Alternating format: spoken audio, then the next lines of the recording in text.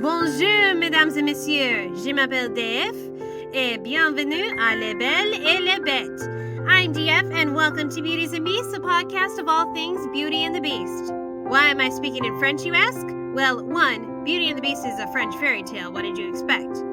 But today, we're covering another older French fairy tale of a similar nature. Of a young woman who marries a wealthy man with a strange appearance. But unlike Beauty and the Beast, this story has a much darker ending. La Barbe Bleue, or Bluebeard, was published in Charles Perrault's 1697 collection of fairy tales, Contes de ma mère Loire, or Tales of Mother Goose, along with other famous stories like Little Red Riding Hood and Sleeping Beauty, which I've covered in previous episodes. Fewer children may be familiar with Bluebeard, as it's not adapted as much directly, though has inspired plot lines of other folktales and movies. You may have heard the term Bluebeard referring to a man who's been married multiple times. Today, you will learn the origins of that term. Spoiler alert, it's the male version of a Black Widow, and I ain't talking about no spider. Before we get into this, I would like to thank my $5 plus patrons, Arvin Joshua Rocks 15, BellaPinkSavage, Cosmic Trail, and nalaxsimba and TyrannosaurusVenom for their continuing support. When this podcast ends, the patron program will be transferring to Patreon. You can also show your support by buying my merchandise on Redbubble. Just go to DisneyFanatic23.redbubble.com. But I got a better suggestion of how you can spend your money. See, after 4 years, I'm finally releasing 2 of my Daughter of Discord prequel shorts. Fan-made animatics based on My Little Pony Friendship is Magic. One of them, A Different Kind of Family, will be released next month in May. Coincidentally, May is Foster Care Awareness Month, and the short portrays 2 orphan siblings trying to stay together in an orphanage.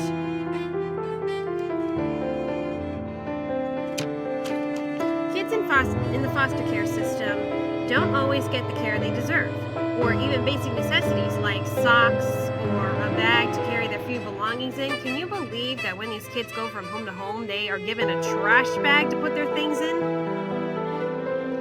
And it is hard for siblings to stay together when they're in the system. That's why I've partnered with Together We Rise, a nonprofit organization that helps kids in foster care.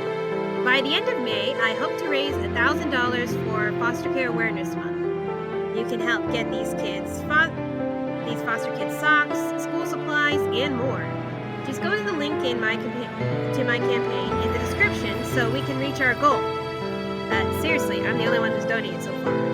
And even after May, I hope you'll make a generous contribution to Together We Rise. So, Bluebeard is a very wealthy man who lives in a luxurious house and has houses in the country too. Problem is, he has an ugly blue beard, which frightens the ladies away. One of his neighbors has 2 beautiful daughters, and Bluebeard attempts to court them, hoping to marry at least one of them. But they're put off by his blue beard, and he's been married several times already, but his wives have mysteriously disappeared. Yeah, that's understandably a red flag. Blue flag? The beard I can live with, and being a widower isn't a problem. But if no one knows what happened to the previous wives, that's fishy, my man.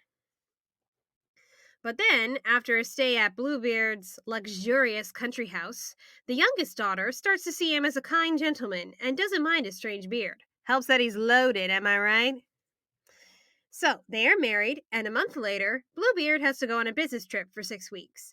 He gives his wife a set of keys to all his wardrobes, chests, and rooms, full of treasures to amuse herself with. She can open them all, except for the closet at the end of the great hall on the ground floor. Showing her the key, he warns her never to use it to open the closet, for if she does, he will be very, very angry.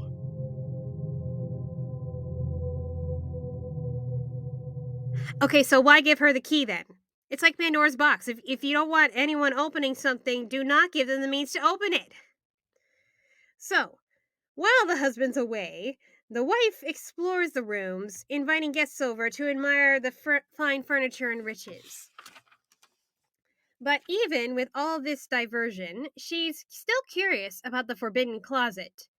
Yeah, you can guess what happens. Even if you hadn't read this fairy tale, you can guess what she's gonna do. Against her husband's wishes, she uses the key to unlock the door, and in the closet finds blood on the floor, and along the walls, the rotting corpses of several dead women, Bluebeard's previous wives, whom he'd murdered. Frightened, she drops the key in the pool of blood, picks it up, locks the door, and flees to her room, only to find the key stained with blood. She tries to wipe off the stain, but to no avail, as the blood keeps coming back. Her husband returns, asks for his keys, and, in seeing the key to the closet, asks why there's blood on it. She claims not to know, but he knows the truth, as this is a sign that she has disobeyed him. She must now die and join his other wives. The lady pleads for her life, but his heart is nothing but stone. She begs for time to say her prayers, and he grants a small mercy, half a quarter of an hour to say her prayers. Hold on, half a quarter of an hour? A quarter of an hour is 15 minutes, and half a quarter of the hour is... That's like 7.5 minutes. Very specific, if you ask me. So, she is left in her room and calls to her sister Anne next door. Remembering their 2 brothers had said they'd visit her today, she tells Anne to look out for her brothers and give the sign so that they can make haste. When the time is up, Bluebeard comes in with his sword, ready to strike. But then her brothers come in the nick of time to kill Bluebeard and save their sister. So, the wife inherits the estate, uses it to help her sister Anne find a husband and buy captain's commissions for both of her brothers, and to find a new husband for herself, who is not a murderer. Yeah, so the moral of this story is not to fall prey to curiosity, and that women should obey their husbands or else suffer the consequences. As if!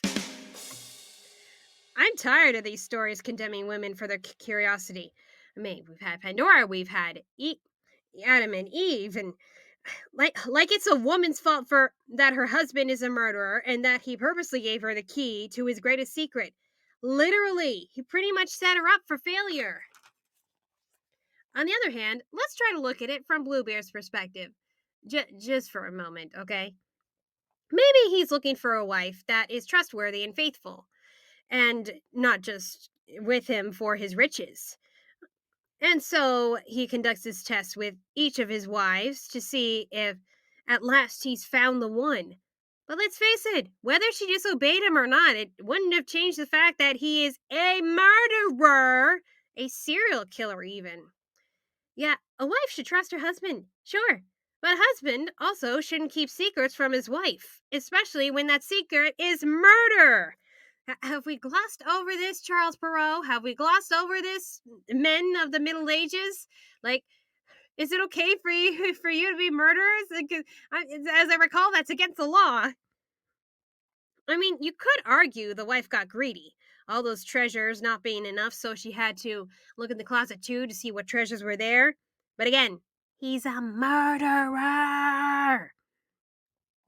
So the real moral is, don't demand the impossible from your wife. What is great about this story is that the woman gains control of her life once the husband is dead, the abusive husband, I should point out, and that she is saved not just by her brothers, but her sister as well. Just goes to show that family will always support you and look out for you, even when you make mistakes. Not the disobeying the husband mistake, but marrying a murderer mistake. After all, not her fault her husband turned out to be a murderer, so family doesn't condemn her for it. They save her instead. And she fully repays them, using her newly gained fortune to fund the futures of her siblings, and I can guess she took a bit more time to get to know her next husband before marrying him. Like, check if he has a secret murder closet.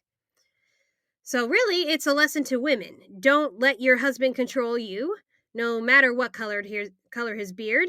As the wife, you have some rights too, like the right to know if your husband is a killer. I am not coming down from this stance here. Seriously, why is it the women are always blamed for the vices of men? I think the reason this story isn't told to children as much today as, say, Cinderella is because of the murder plot. I've seen one family friendly retelling where the wives are just turned to stone rather than brutally slaughtered, so it's less gory for kids. I haven't seen a lot of direct adaptations, except for a Japanese animated version, but there have been modern reimaginings of the tale in movies and in books. Yeah, not the exact same plot line, but a husband has a terrible secret, and the wife finds out about it, and she's about to suffer the consequences, and then saved in the end, or not sometimes. There have been plenty of folktale retellings, including the Brothers Grimm, though it was excluded from their main collection in later editions because it was too similar to Perrault's version. There's also an allusion to the tale of Adam and Eve in the story. Sorry. The whole thing of women being the origin of evil and temptation. Because Eve ate the forbidden fruit and then influenced her husband to do it, it's women's fault that the world is in chaos. But let's get real. This girl was a few days old and was lied to by Satan. Again, why do women have to take the fall for men tricking us into doing bad things? Maybe we should just teach men not to be so manipulative and violent. Ever thought of that? So, long story short, women are right to be curious because we're smart and men are lying assholes. Also, if your siblings find themselves in an abusive household, bail them out. That's what family does. Yeah, okay, so this is a short episode, but hey, it's a short story. Not really much more to say on it. Does anybody have anything to add in the chat? I know it's pretty dark, but pretty straightforward. Not much, huh? Yeah, straightforward story. Okay, so next time we're going to cover something much lighter. I've been on the depressive track lately, all these stories with pretty gruesome or sad endings. Bella sums this story up the best. Yeah, very dark, but hey, it has a point. Yep. So next time, I'm going to be covering, according to the patron poll, the Disney Channel original movie, Zombies, which is essentially West Side Story meets High School Musical meets zombies. That's right, a girl and a zombie. All right, until next time, watch out for those potential spouses with secret murder rooms. M's a red flag, or a blue flag, rather. And it's not really going to matter what color your husband's beard is. A murder is a murder. Okay?